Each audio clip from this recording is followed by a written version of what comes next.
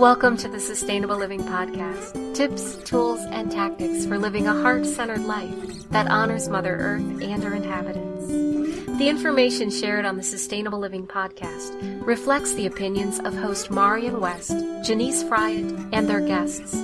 Please use your own discretion in research before applying any information to your individual situation. Now, here are your hosts, Marian and Janice. Welcome to the podcast, everyone.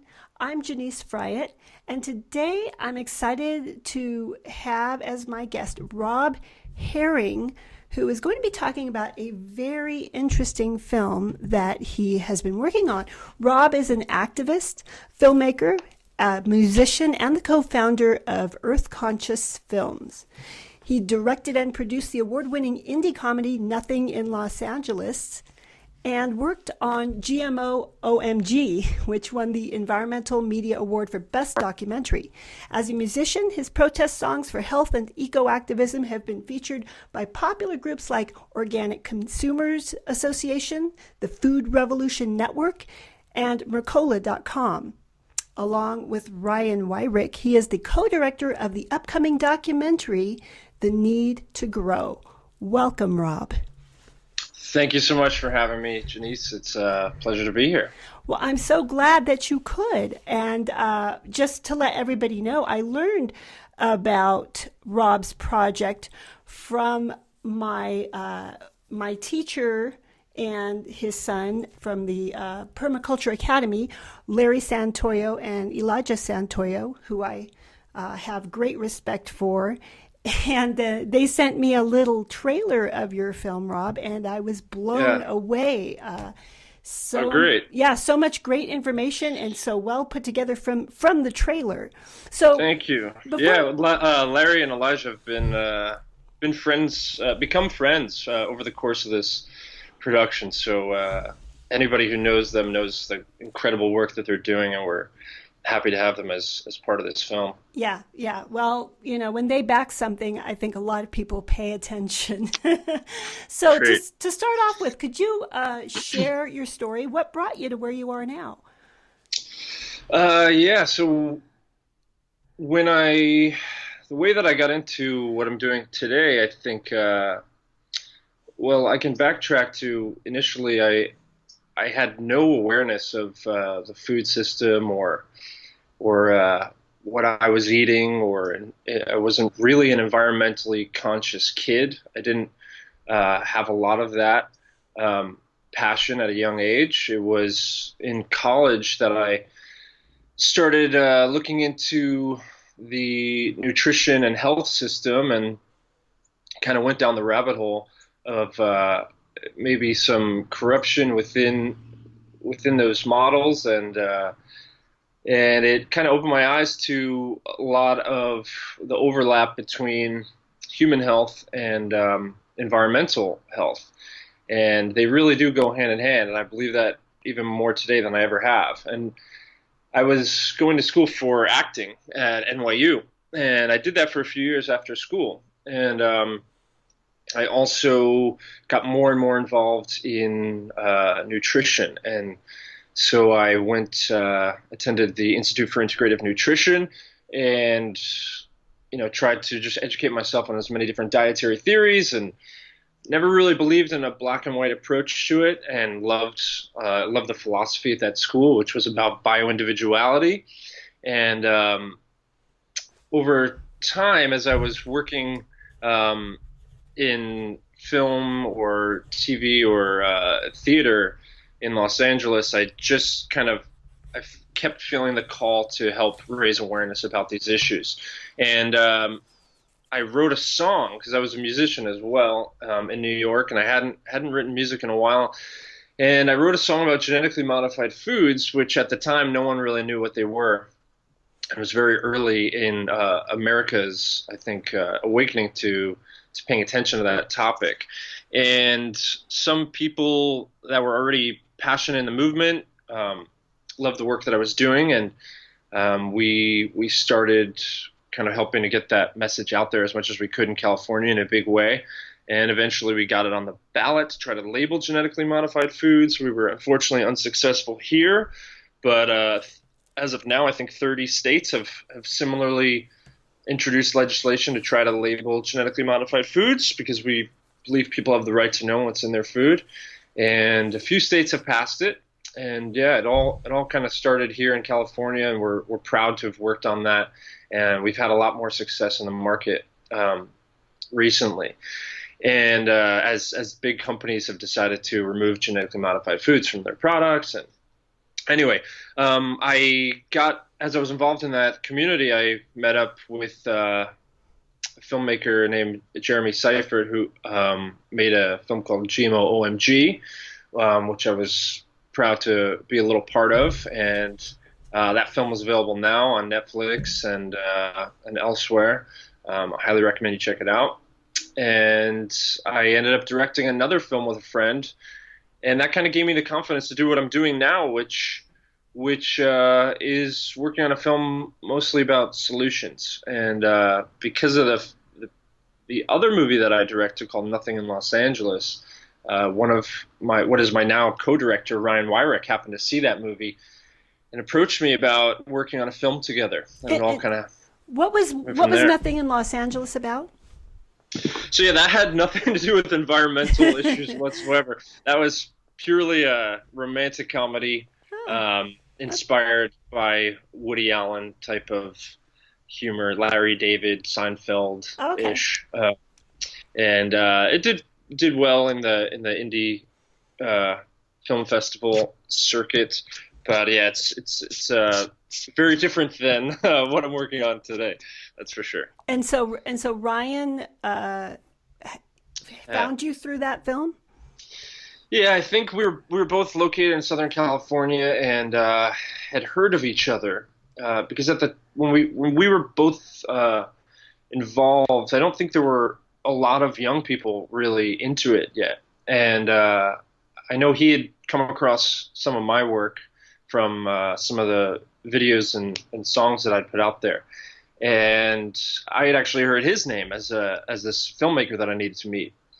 And we never, that never led to anything. We never met each other at that point.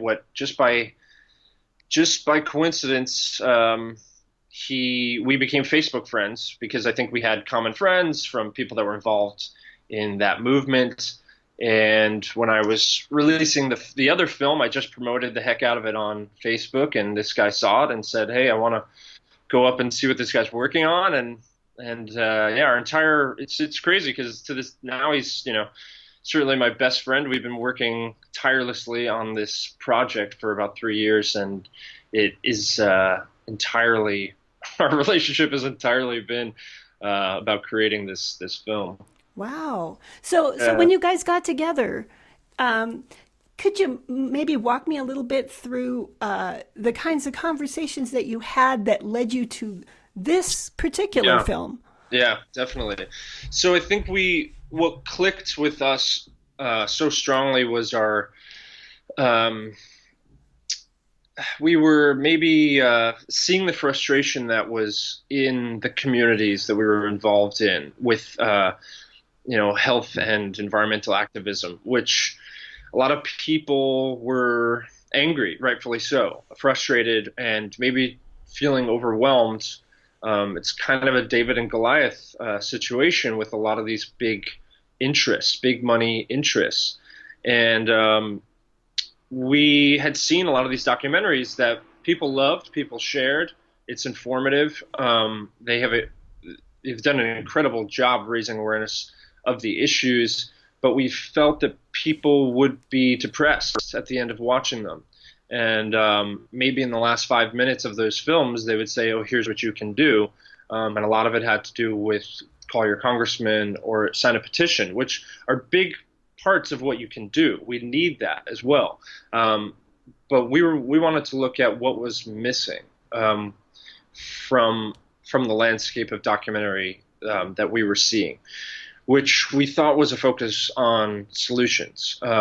And we, instead of a 95%, problem-driven film with maybe 5% at the end, talking about what you can do, we posed ourselves the question, can we flip that? And would that work as a film? We didn't really even know if that was a good idea or not.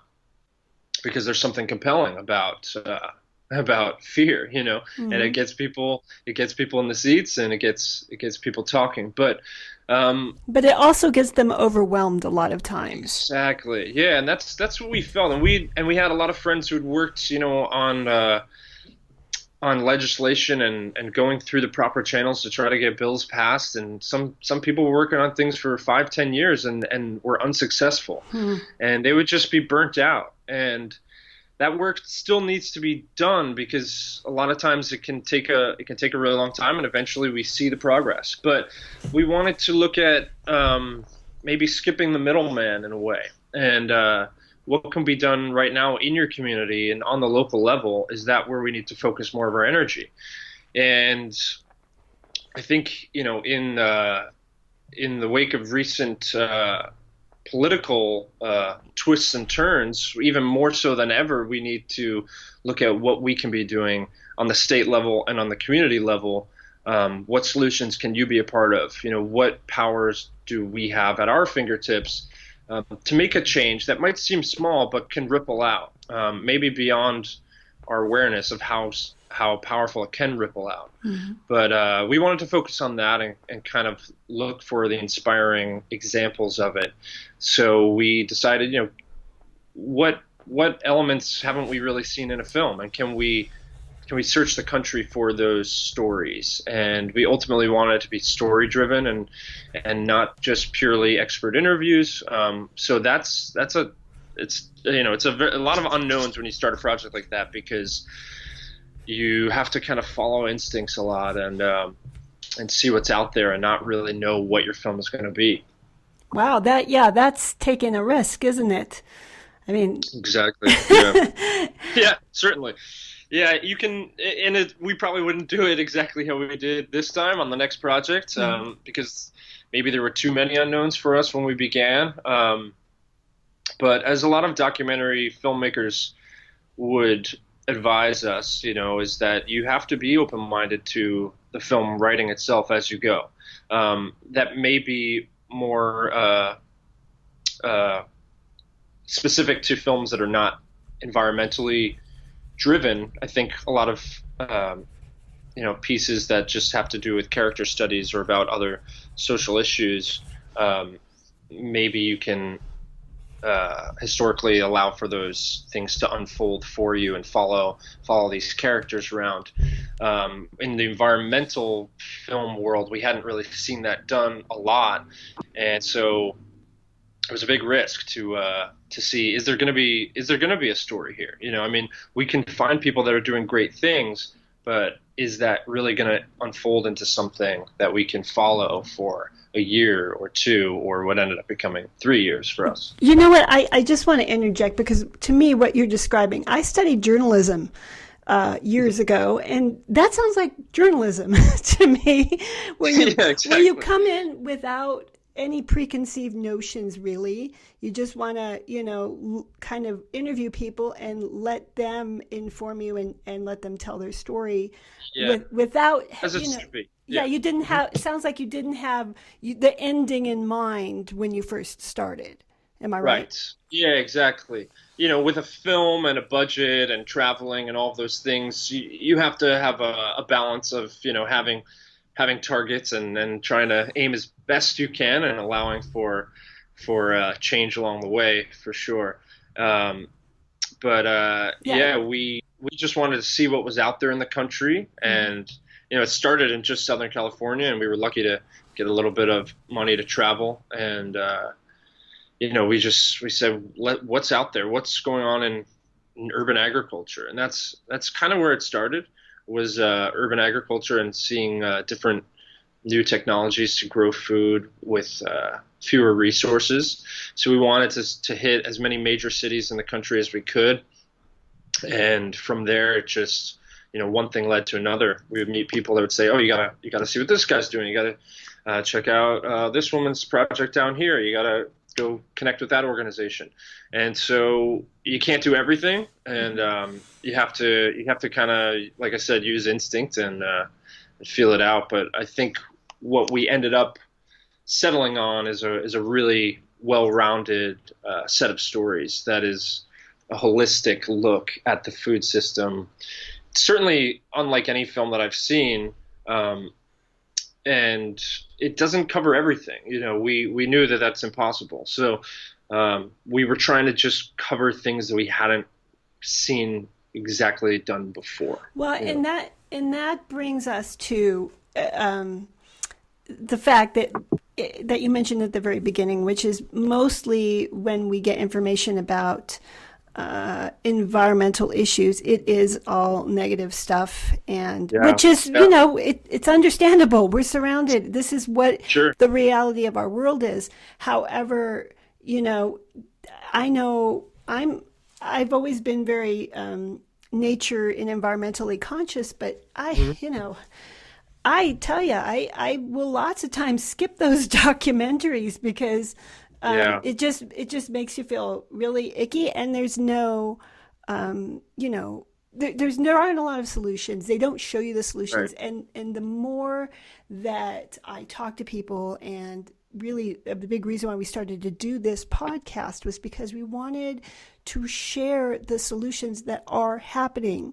There's a lot of bad stuff, but there is a lot of good stuff that's happening out there, and most people are not aware. We just only know about the bad stuff. Yep. I'll say that I've certainly got friends who are very intelligent and do pay attention to what's going on, and even a few films that have come out recently, they've said, I just don't really want to spend a night doing that, watching a film like that. The tricky part is how do you make a film as compelling, like we said, and not just purely an educational film.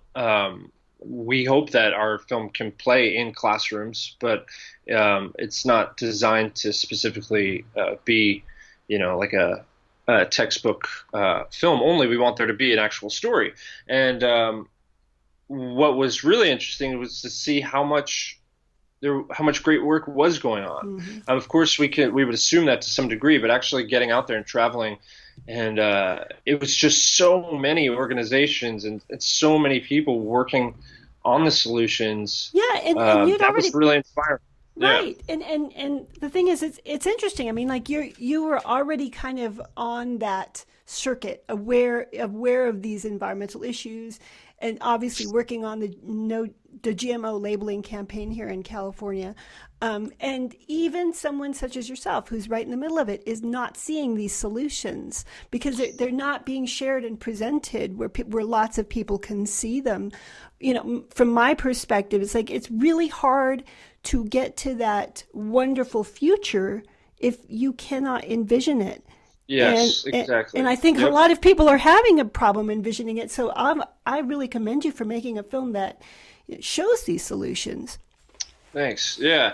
I think some people might hear about things that are solution focused, but I think it's more of a big picture of just how much energy we put into raising awareness about the issues. And we always looked at it like there's all these people marching against this or that or this company or whatever it may be. And we just kind of thought, look at all that energy. I mean, what if we took those hundreds or thousands of people that were just in that one city on that march and, we did a project? What would that do? We don't want to lose protests. I mean, of course we need that, but it was just an interesting question we were posing of, if we took 50 of these people and, tried to build a school garden, how long would that take and what effects would that have? Or, if we were educating people on,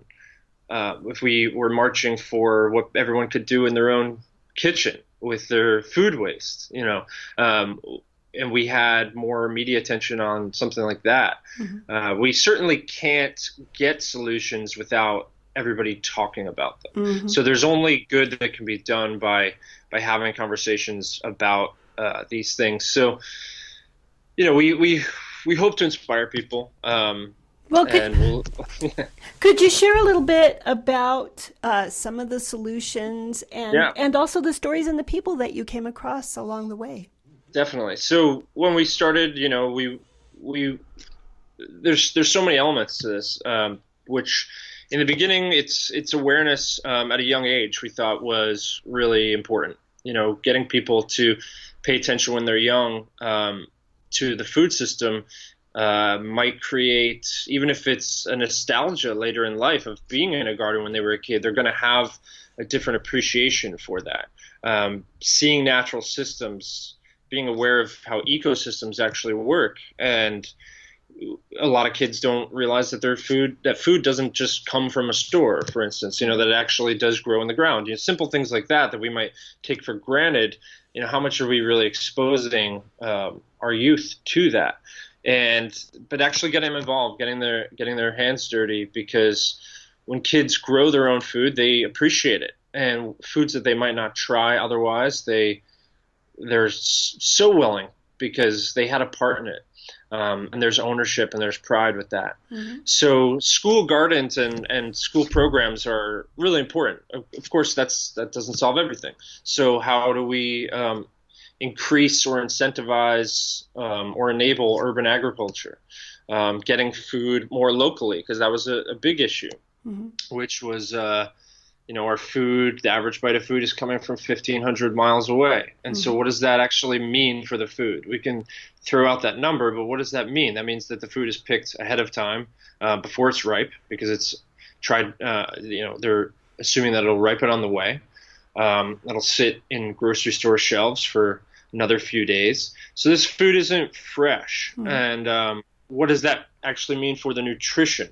So we have this awareness of organic and the organic food movement, which is incredible, pesticide free, toxin free, but I think what we're missing is this awareness of freshness and the importance of that, and nutrition in the food. So just being free of pesticides doesn't mean that you have necessarily an incredibly fresh, nutritious product. What is the mineral density and the antioxidant load in this food? So the closer that you eat food to freshness, the more antioxidant properties you're going to get. That's just the way the nature intended. Eat it right out of the ground, eat it right off the tree. And so how do we decrease that time between picking the food and getting it to you? So there's a bunch of ways to do that on many different scales. And really the ultimate way is that grow your own food. Now, not everybody is going to grow all of their own food. And in fact, that's very hard to do, to grow all of your own food. Mm-hmm. But so it's what we found is that's a nice idea. But, we look at it as, solutions that are in steps, and we have to start at the simpler ones and or work our way out. But having something that you grow at home is going to make you appreciate that, and it's going to in some way offset all the negative impacts of food that we've grown otherwise, because we have the carbon footprint of the transportation, we might have the waste and water usage depending on how the food is grown, and then again the lack of nutrition. So bringing food closer to people is definitely a big part of it. So local, that local food mentality, mm-hmm. It's never, like I said, it's never going to be all or nothing. It has to be, how do we get more and more in that direction? Mm-hmm. And then as we looked at that, we looked at systems that grow food with a lot fewer resources. So whether it's hydroponics or aquaponics, which are systems that grow food without soil, where there's nutrients in the water. Aquaponics is a version of hydroponics, which includes fish in the system, which the fish waste creates a full ecosystem along with bacteria, beneficial bacteria, to convert fish waste into plant food, and the plants in turn clean the water for the fish. So those systems can save up to 95 or more percent water. Some systems as much as 98, 99% water is being saved compared to conventionally grown food. In California, that's a big deal. It's a very big deal here. Yeah. So and in a lot of places around the world, that's a huge deal as well. So mm-hmm. that can localize food, indoor farming. A lot of these things can have pros and cons, and it depends. it's not, every hydroponic system or every aquaponic system is great, or that every one of them is terrible. They all have to, there's factors, and you have to look at the needs assessment of an area versus, what resources are available, and kind of weigh the benefits to having local food. Well, and now you interviewed quite a few people that are doing these kinds of things. Can you share a little bit about them and their stories?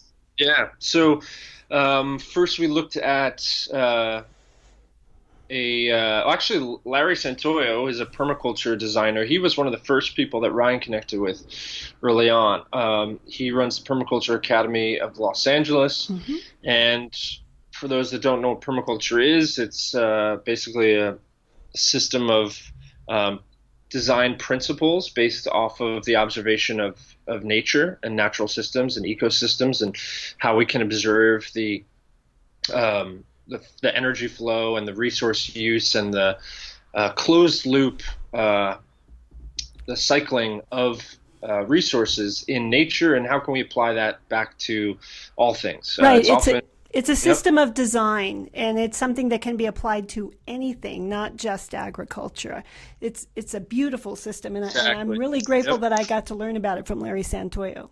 Yeah, it's very cool, and I think it's on the rise. People are starting to hear about it more and more, and it is often associated with gardening and growing food. But like you said, it's much bigger than that, and Larry does a great job of explaining how it can apply to other models, and from everything to relationships to business and so forth. So in the beginning, we were looking at things locally. We connected with a young girl named Alicia, who is a young GMO activist, and we had heard about her before we started making the film, because we were involved in that.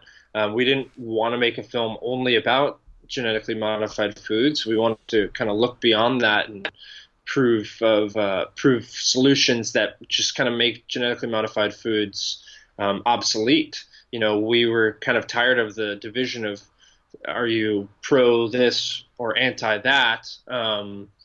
And we weren't really seeing people budge a lot on their opinions. So we wanted to kind of introduce solutions where even pro GMO supporters would realize that maybe we just don't actually need it. Whether or not you might think that it does this or that, we may not actually just need that right now, because there are other things that do it better and more productively. So she was really interesting to us because she was so young, and she actually started a petition to get genetically modified foods out of Girl Scout cookies. And she's a Girl Scout herself. Her mom is a Girl Scout troop leader, and really on her own volition, she wanted to start this petition, and it started getting tens of thousands of signatures.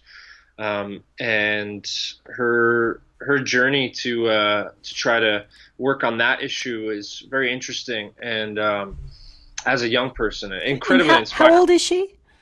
She might be 9 or 10 now. When she started, I think she was 6. Wow. So yeah, it's very cool, and it's really, she really authentically wants to help people, and it shines through with everything that she does, not just about the food movement. So she ultimately, along with her mom and a few teachers at her school, her elementary school, who her teachers actually had taken a permaculture design course as well. So it's getting back to like the interconnectivity of a lot of these things. Mm-hmm. They did start a school garden at their school, and we witnessed that process and documented that, and how it's a great example of what can be done. And beyond that, she works on seed libraries, and the seed and seed extinction that's been going on is an issue that maybe not a lot of people know about. There's a great film that just came out, Seed: The Untold Story, is another documentary that really shines a light on the number of seed varieties that we've lost in the last century, and I highly recommend you see that, because the biodiversity of our food system is so important to its resilience and true food security. Yeah, and that is something related to GMOs, if I understand Yeah, the issue definitely. correctly, because Yeah. some of these companies just don't want to have heirloom seeds available. They want to have all control over all the seeds, and that's part of the agenda with GMOs. Am I right? That very well looks like would help their business model. So I Yeah. think that's safe to assume. Um, yeah. So some places have made it harder than others to save seeds, even as a simple act that's been done for tens of thousands of years. We or maybe longer, but I believe roughly roughly tens of thousands of years. Yeah. We can do that in our hometown, and we can help create varieties of these foods that are adapted to different growing regions. So as we continue to localize food even more, the plants will actually they will adapt and they will grow better. And there's a lot of people doing great work on how we can identify the ones that are doing really well, and grow more of those, and select seeds, and try out new foods. And you can try varieties of things you didn't even know exist. I think a lot of people are very limited in their scope of what foods there actually are, because we only see one version of this or that. Right. We And see the kinds of foods that are really easier to produce and sell in a supermarket. And yeah, there's so much beyond that could really add to our our nutrition in our daily meals. So yeah, yeah, yeah, that's a big exactly. deal. So Alicia is another. She's a critical story. Now, the really cool thing is how our film sort of certain characters sort of led to one another, or they overlapped, or there were connections that we didn't even envision would happen. And we loved that as a metaphor, because we believe that a big part of the success of this movement is the interconnectivity, and relying on Could connections that we have with other organizations, and kind of coming together instead of sort of siloing all of our could you give a few activity. examples of that in your Yeah, yeah. So Alicia, um, she was going on farm tours. Alicia's mom, Monica, who was the Girl Scout troop leader, has been doing some incredible stuff with her troop by exposing them to farms and different ways to grow food. And so she ended up checking out a farm called Alegria Fresh, which is run by a guy named Eric Cutter. And it amazed us what was going on at this farm. It grows way more food than you would ever grow on that size land, using a few alternative techniques. I think 70% less water, and 50% fewer fertilizer resources, and he's growing incredibly nutrient dense food in such a small space, and providing this food really fresh to people in the area in Orange County of California.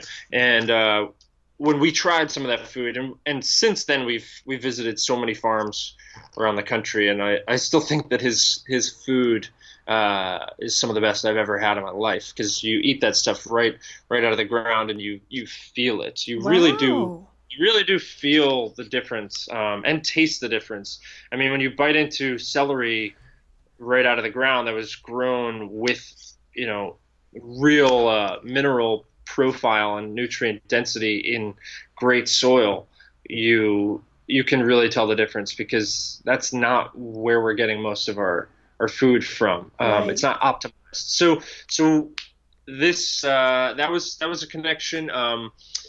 Eric ended up leading us to another huge part of our film, which was in Montana, believe it or not. So Eric was using a fertilizer on his an organic liquid fertilizer on some of his plants, and seeing incredible results. And he tried everything out there, and he was just astounded by the results, and he wanted to go and see where this was coming from.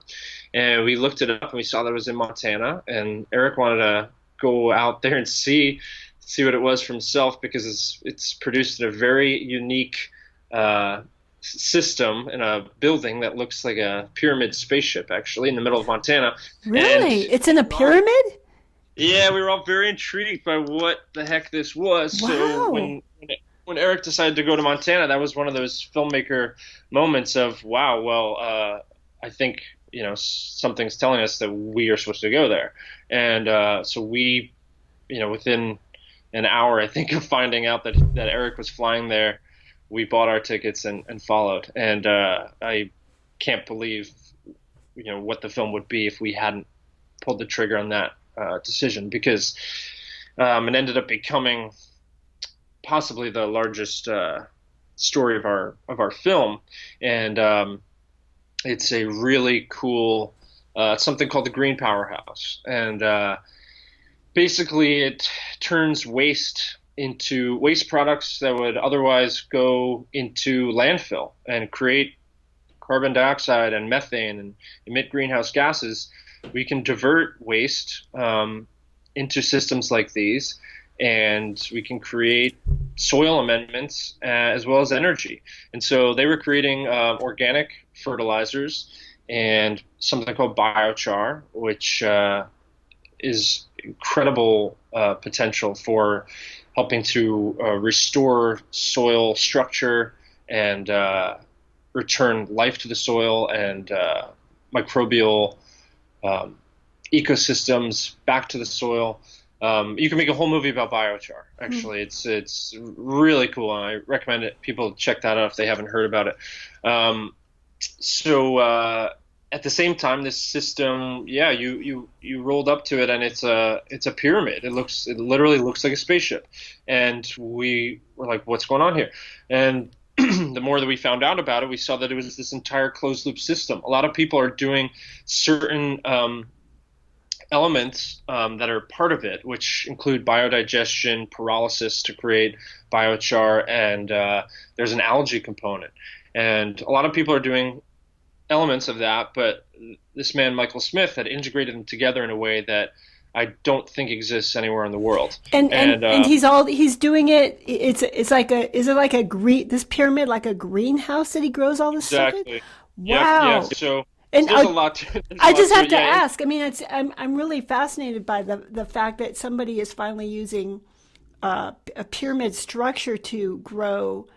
I never heard about this, but I am somewhat familiar with pyramid technology and the just from watching David Wilcock and some of these other people on TV that really kind of research the physics that are involved whenever you make a pyramid. Really, did he share a little bit about that in the film? Yeah, very much. Yeah, so I want to give you a little bit of background about this guy, Michael Smith, because it's very interesting. He started in computer science and physics, and some of his early inventions involved were used by the animation industry.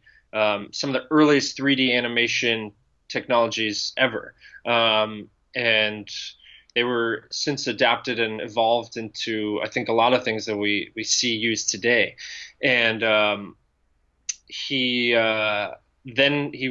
spent a lot of time working in audio signal processing, and the companies they worked for were digitizing the Beatles for the first time ever, and Pink Floyd's Dark Side of the Moon, and he ended up working in computer science and AI development for video games.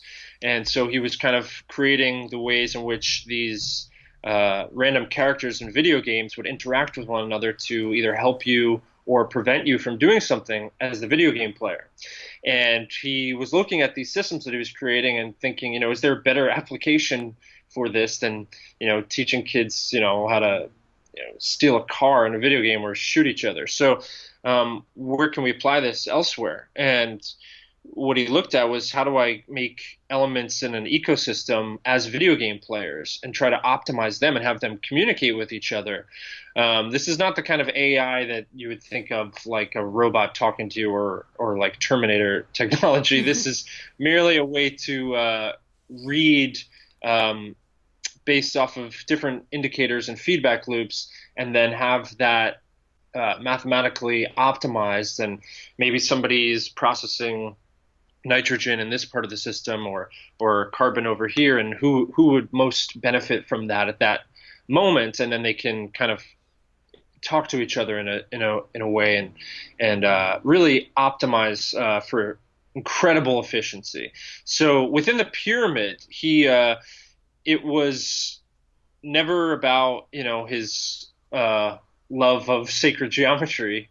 It was about literally optimizing the airflow and the flow of nutrients and energy. And so inside of this pyramid, it's really weird. There's a movie called Biodome. It's also kind of, when he opens up the doors to that pyramid, it's like, and he even says, "Welcome to Jurassic Park." It really feels like you're entering Willy Wonka world or something, because it's in the middle of Montana. It'll get up to negative 20 degrees outside in the winter, and inside it'll maintain a perfect tropical environment of 78 degrees with perfect humidity, to the point where they can literally grow bananas and pineapples. Wow. Which don't know of anything like that. So this inside the pyramid could be used as a vertical growing space.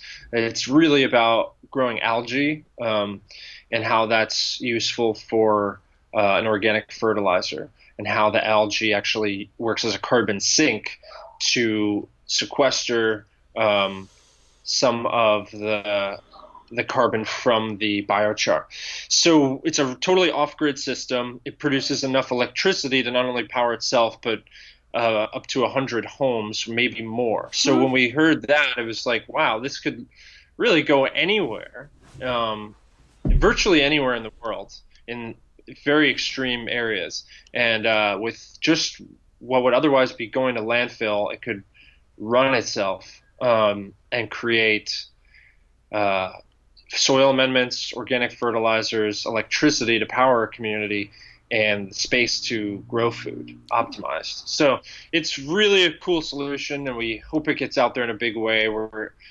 We're honored to kind of help share that story. Oh yeah, I can't wait to see that. That sounds fascinating. Yeah, it's cool. And then there's other stuff in Boston and in New York that we filmed with, and some other really cool solutions there. I don't know if you want to get into all of them. I could talk for hours about probably each and every one of them. There's a lot to discuss. Oh, wow. Well, yeah, I mean, we are getting up there in time, so I don't want to take your whole day, but wow, it sounds like a very powerful film, and definitely of interest to the people who listen to this podcast. So just quickly, what are some things besides what you've already said, if there's anything that sticks out that you learned that you didn't know before? I think when we started the film in the beginning, we weren't really paying attention to the importance of soil. Very early into our process, we came across some statistics about the UN having estimated that we have only 60 years left of farmable topsoil on the planet. So what does that mean? That means that we're destroying soil, and we're not replenishing it fast enough. So there are ways geologically that soil is created that can take thousands of years, but in farming and using organic matter and replacing nutrients, you can regenerate soil fairly quickly. But you have to be paying attention to the ecology of the soil. And so our film really evolved into looking at soil and seeing the solution, the multitude of solutions that come out of it. So we didn't realize that, by increasing the organic matter of soil by only 1%, you're going to hold 25,000 gallons of water in an acre. So if you look at California, for instance, where most of our drought issues are because of farming, if we were able to increase the organic matter just by a little bit. Yeah. The amount of water that would be stored in the soil is astronomical, It's and therefore you're not having to add more water, and it's more efficient. Yeah, it's incredible, and it's such a simple solution. It's yeah, just that it really you is. know, it's generally not something that a lot of people make money off of. And I think that may be part of the reason why it hasn't taken off. But Yeah, like that's one thing I came away with from Larry's class was, people that are really good at growing stuff are not really in the business of growing stuff. They're in the business of managing the soil. right, exactly. And we have to look at it in that way, and that food is a byproduct of managing soil well. Mm-hmm. And it's really the lack of awareness of the biology of soil. And we realize that dirt is dirt. It sounds dirty. It's not interesting to people. It's certainly not sexy or inviting. Soil is very different than dirt. Dirt is lifeless, and soil has up to 6 billion microbes in a tablespoon. So Mm-hmm. we're talking about like the same number of people roughly that are on the planet in a little tablespoon. So what's going on there? Yeah, it's really small, but that doesn't mean that it's any less significant. In fact, I think the entire life system of the planet revolves around our soil systems Oh, and completely. protect them. Yeah, Yeah. and So from a personal level, you can see something very similar in your own biotic microbiome. Yeah. microbiome. Yeah. Exactly. Yeah. Yeah, which Right. So it's a total, there's total reflection there with the Earth's, microbiology and our own gut bacteria, which is another, thing that people don't realize, that there's so many little living creatures, hopefully most of them beneficial hmm if you're eating correctly. hmm We're outnumbered in our own body 10 to 1 by the bacteria that's in our gut. hmm That's kind of a hard thing for people to wrap their mind around. The number of human cells is 1/10 of the number of these other creatures that are helping us to digest our Yeah. food or move nutrients through our body, but protect our immune system and particularly. Right, we're So mostly bacteria, and yeah, we have to honor that and realize it's really about balancing the beneficial with the non-beneficial. yeah, So instead of just wiping out all those terrible microbes and germs, oh, we can't have those. Well, if we get rid of those, we don't have life. So exactly, exactly. Yeah, I think in a weird way, I've always looked at if we are really these walking vessels of all of these trillions of microbes, maybe it's a way for us to realize that the Earth itself is one organism. We think of ourselves as one organism. That's easy for us to identify, even though there's so much going on with all these other creatures inside of us. But maybe that can help us to realize that the Earth, even with almost 7 billion people, or maybe we've passed that by now, it is one thing. mhm. It is one organism. There is, when you look at it from space, you can see it breathing. You can see it Mm. alive, and we need to, I think, look at obviously the impact that we're having. And I want there to be more attention to the food system. There's a lot of people that see energy, and we talk about sustainable energy, and we forget the fact that food is energy, Mhm. and food is it even our most the highest necessity of energy that there is. Mhm. That's the one that we need more than any of the others if we want to survive, right? So how do we clean up that energy system? Mhm. How do we start to see that as just as important or even more important, and create sustainable systems around that energy? Because the agriculture system is the most destructive system on the planet, and it is currently, it's just unaware or ignorant to the life in soils, and that's a big part of it. Like, we could argue about different ways to grow food all day, but I don't think that there's any argument in that the philosophy of conventional chemical agriculture is detrimental to the biology in our soils. Yeah, and that so can be proven. Yeah, and you've hit the nail on the head of exactly why a message like what you're trying to bring out in your film, which, by the way, again, to remind everybody, it's called A Need to Grow.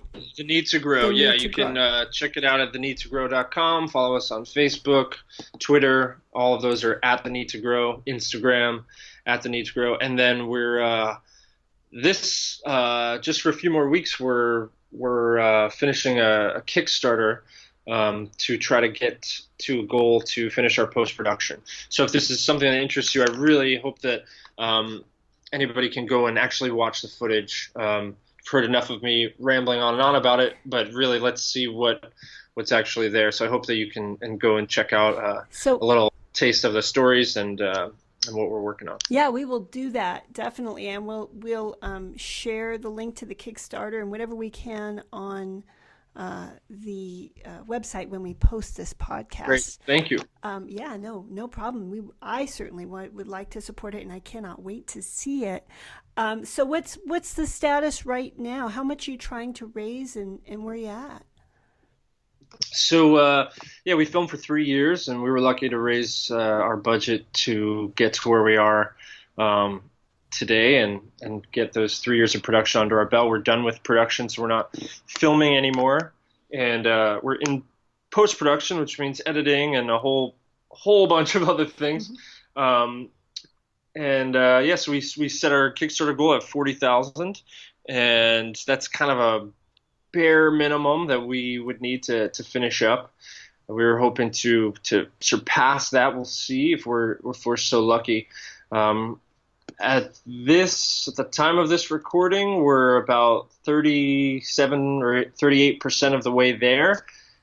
So we've got a ways to go to hit that goal. So it's an all or nothing campaign. If we don't hit 40,000, we would receive nothing. Okay. Yeah. Well, so everybody out there, if you're looking for ways to support the education of the public on an extremely important topic, that if more and more people were educated on this topic, it could really drastically change things for the better for humans and the planet. Go check out that Kickstarter and support it. I'm excited. Awesome. I'm always excited when we can have an opportunity to help support efforts like what you're doing, Rob. I appreciate that. Yeah. So quickly, one last thing. We've talked a lot about a lot of stuff on this in our chat today. A lot of things positive things that people are doing. But we've touched on some things that I'm sure some of the people on who are listening really aren't have no education, no background, don't know about. How can people learn more about what they can do as far as promoting these really beneficial agricultural solutions? Yeah, so on a large scale, we need to look at regenerative agriculture, which is a model that builds more soil at the end of the year instead of having less soil. So there's great organizations working on that. One is called Regeneration International. Another group that we've worked with called the Carbon Underground, and another amazing group here in Southern California called Kiss the Ground. So those are all about how we can, build soil, and really the effects that has on climate change, on storing carbon in the soil, which is another thing that isn't really talked about in the climate movement, of how just reducing emissions actually doesn't do anything to get that pollution out of the atmosphere. It's very odd that isn't brought up very much yet, but I think that will change soon. Soil is the only way to pull that out of the air and put it back underground where it came from. So those are some great organizations to look at. You could definitely go to theneedtogrow.com and join our mailing list. which will be providing lots of tips and solutions and content on how you can get involved and things that you can use on all scales, whether you have a backyard or not, or you live in an apartment even. So those are a few resources. Composting is a great, easy solution that anyone can do anywhere. Thinking of our food waste as not even waste at all, but how that could be turned back into a valuable resource. Finding organizations, there's so many of them. I could list 100. Well, you've given us a good start here, and I will certainly include those links in the post when I post it. And again, best of luck to you, Rob. Thank you again for coming on the podcast and sharing all this wonderful, positive, uplifting information. It was a real pleasure to be here, and I look forward to sharing the film with you guys. Thanks for joining us on the Sustainable Living Podcast. For more sustainable living tips, join our Facebook group, Sustainable Living Tips, Tools, and Tactics, and follow us on Twitter.